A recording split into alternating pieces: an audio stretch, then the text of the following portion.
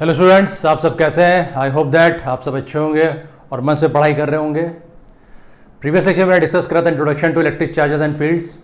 आज हम स्टार्ट करने जा रहे हैं एक नया topic, that is your field. Electric field inside the conductor is zero. ठीक है, ये टॉपिक बहुत इंपॉर्टेंट है बिकॉज इसमें काफ़ी सवाल पूछे जाते हैं। तो आज देखते हैं चलिए कि electric field inside the conductor is zero how, कैसे, इसमें ऐसा क्या फिनोमिना होता है जिसकी वजह से हमारा जो कंडक्टर में इलेक्ट्रिक फील्ड होता है वो जीरो होता है। लेट्स सी, चलिए देखते हैं। हम बात करते हैं मेटल्स की, हम बात करते हैं मेटल। ये एक मेरा मेटल है, या आप इसे बोल सकते हैं मेरे पास एक कंडक्टर है, और ऑब्वियस सी बात है कंडक्टर है, ये ढेर सारे एटम्स, ये क्या ढेर सारे एटम्स, इस ढेर सारे क्या मेरे एटम्स हैं।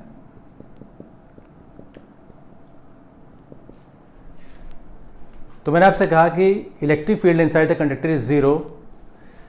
ये मेरा मेटल है, कंडक्टर है, इसमें लार्ज नंबर ऑफ इलेक्ट्रॉन्स हैं, लार्ज नंबर ऑफ एटम्स हैं। ठीक है, अब देखिए जब भी हम मेटल्स की बात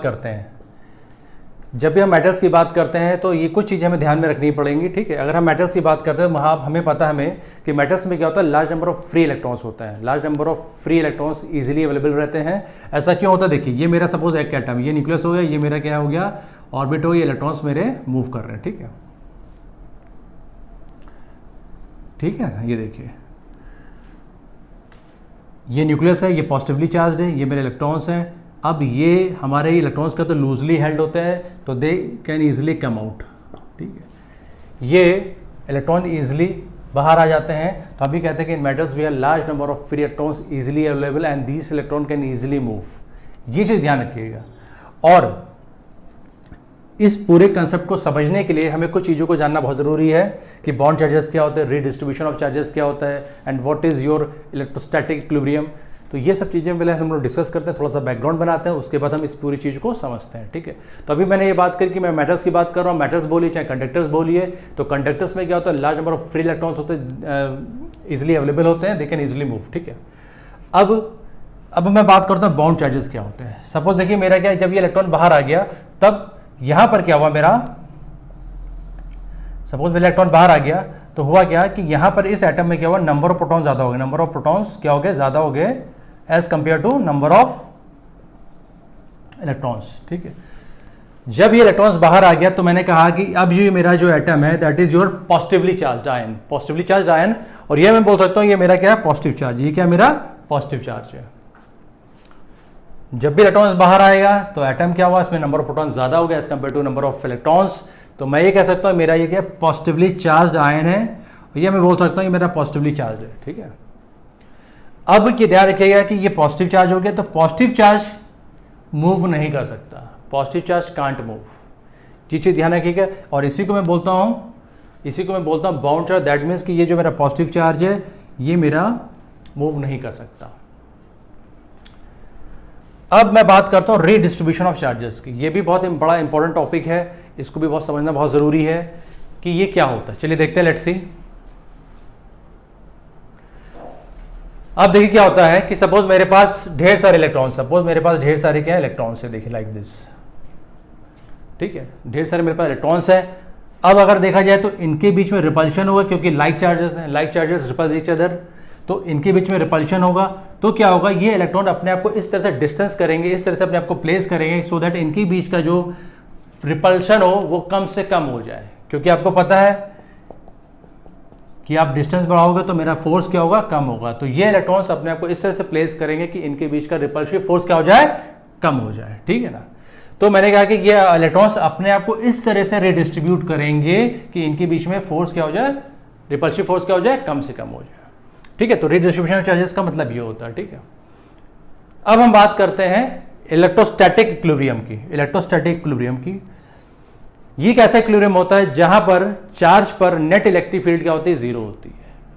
आई रिपीट, इलेक्ट्रोस्टैटिक इक्विलिब्रियम एक ऐसा इक्विलिब्रियम होता है जहां पर आपका चार्ज पर नेट इलेक्ट्रिक फील्ड जीरो होती है। अगर मेरी इलेक्ट्रिक फील्ड जीरो है दैट मीन्स मेरा इलेक्ट्रिक फोर्स भी क्या, वो जीरो, नेट इलेक्ट्रिक फोर्स भी जीरो होगा। अब फोर्स क्योंकि जीरो हो गया तो वो चार्ज मूव नहीं कर सकता। चार्ज क्या होगा, रुक सा जाएगा, चार्ज कोई मोशन नहीं करेगा, रुक जाएगा। दैट मीन्स हम कहेंगे कि सारे, अब हम ये कहेंगे कि अब कौन सी कंडीशन अटेन कर ली है, इलेक्ट्रोस्टैटिक इक्विलिब्रियम कंडीशन अटेन कर ली है, ठीक है ना। क्यों, क्योंकि net electric field as well as net electric force on that particular charge is now zero. So अब ये मूव नहीं करेगा, अब ये रुक जाएगा, स्टैटिक हो जाएगा। तो हम कह सकते हैं कि now it attains the condition of electrostatic equilibrium, ठीक है। तो इन पॉइंट्स को बहुत ध्यान रखिएगा, क्योंकि अब हम इन्हीं पॉइंट्स को यूज करके इस पूरे कंसेप्ट को समझेंगे कि electric field inside the conductor is zero, ठीक है। ये चीज ध्यान रखिएगा। तो चलिए इतना कॉपी करिए, पॉज करके राइट डाउन करिए, हम आगे बढ़ते हैं अब, ठीक है। ये मेरा मेटल है या कंडक्टर है, यहां पर अभी क्या इलेक्ट्रिक फील्ड जीरो है, यहां पर इलेक्ट्रिक फील्ड क्या है, जीरो है। अभी यहां पर मेरे फ्री इलेक्ट्रॉन्स हैं और पॉजिटिव चार्ज है, ठीक है, ठीक है। मेरे पास क्या है, यहां पर इलेक्ट्रॉन्स हैं, large number of free electrons हैं, और मेरे क्या है, ये पॉजिटिव चार्ज है, ठीक है। अब अभी मेरा इलेक्ट्रिक फील्ड क्या जीरो है, तो इन इलेक्ट्रॉन्स पर कोई भी फोर्स नहीं लग रहा है, ठीक है ना इस पे कोई फोर्स लग रहा है, क्योंकि अभी इलेक्ट्रिक फील्ड क्या मेरी जीरो है। क्योंकि आपको पता है F = K होता है, क्योंकि ये इलेक्ट्रिक फील्ड जीरो है तो मेरा फोर्स क्या होगा, जीरो होगा। ये दैट मीन्स कि जब इलेक्ट्रिक फील्ड आपके जीरो, तो ना इस पे चार्ज, ना इस पे फोर्स लग रहा है, ना इस पे फोर्स लग रहा है, ठीक है। अब हम क्या करेंगे, हमने इलेक्ट्रिक फील्ड को ऑन कर दिया। हमने क्या करा, इलेक्ट्रिक फील्ड को ऑन कर दिया। तब देखते हैं कि क्या मूवमेंट होता है, ठीक है। चलिए उसको मैं डायग्राम नए से बनाता हूं, आप पॉज करके राइट डाउन करिए, मैं रब कर रहा हूं। हाँ देखिए, तब देखते हैं हम कि अब अगर हमारा इलेक्ट्रिक फील्ड जीरो नहीं है, अब देखिए क्या होगा। अब ये इलेक्ट्रिक फील्ड है, ये एक्सटर्नल इलेक्ट्रिक फील्ड है। अब क्या होगा कि इस एक्सटर्नल इलेक्ट्रिक फील्ड की प्रेजेंस ये इलेक्ट्रॉन भी फील करेगा और ये बाउंड चार्ज भी फील करेगा। जब इस इलेक्ट्रॉन पर जब ये इलेक्ट्रिक फील्ड फील करेगा तो इस पे फोर्स लगेगा, इस पे क्या लगेगा, फोर्स लगेगा, और वो फोर्स इस एक्सटर्नल फील्ड के जस्ट अपोजिट होगा। यानी कि जो इलेक्ट्रॉन पे फोर्स लग रहा है that is just opposite to the direction of external electric field. अगर एक्सटर्नल फील्ड डायरेक्शन आपका ये है तो हमेशा जो फोर्स लगता है इलेक्ट्रॉन पर that is opposite to that external electric field, ठीक है। ये पॉजिटिव चार्ज, ये बाउंड चार्ज भी फील करेगा इस एक्सटर्नल फील्ड के प्रेजेंस को, बट ये मूव नहीं कर सकता क्योंकि ये बाउंड होता है। This bound charge can not move, और ये electron they can easily move, ठीक है। ये चीज ध्यान रखिएगा। अब ये सारे इलेक्ट्रॉन्स मूव करेंगे towards left hand side, I repeat, ये एक्सटर्नल इलेक्ट्रिक फील्ड है, इसकी प्रेजेंस ये इलेक्ट्रॉन भी फील करेगा, ये बाउंड चार्ज भी फील करेगा। जब इस पे फोर्स लगेगा तो ये मूव करेगा आपका टूवर्ड्स लेफ्ट। आप ये कह सकते हैं जब ये फोर्स लगेगा तो ये इलेक्ट्रॉन एक्सेलरेट हो जाएगा, इलेक्ट्रॉन क्या होगा, एक्सेलरेट हो जाएगा, और ये कहां मूव करने लगेंगे, टूवर्ड्स लेफ्ट, ठीक है। अब क्या होगा, सपोज यहां पर इसके पास एक इलेक्ट्रॉन आया, ठीक है। अब ये इलेक्ट्रॉन के साथ कंबाइन कर जाएगा तो बना देगा एक न्यूट्रल एटम बना देगा। तो कुछ देर बाद देखेंगे कि इलेक्ट्रॉन से आपके यहां पर एक्यूमुलेट होने लगे, और हमने ये देखा मेरा जो पॉजिटिव आयन था, पॉजिटिव जो चार्ज था वो यहां पर एक्यूमुलेट हो गया। पॉजिटिव चार्ज मेरा का यहां पर राइट हैंड साइड पे एक्यूमुलेट हो गया। मेरा क्वेश्चन आपसे ये है कि ये पॉजिटिव चार्ज यहां पर कैसे आया। जब आपको पता कि bound charge can not move, then how these positive charge come this side, ठीक है। अब आपको ये देखना है कि ऐसा क्या हुआ कि ये पॉजिटिव चार्ज मेरा यहां एक्यूमुलेट हो गया और सारे इलेक्ट्रॉन्स मेरे यहां पर एक्यूमुलेट हो गया। तो मैंने आपसे डिस्कस कहा था, हम बात करते हैं रीडिस्ट्रीब्यूशन ऑफ चार्जेस।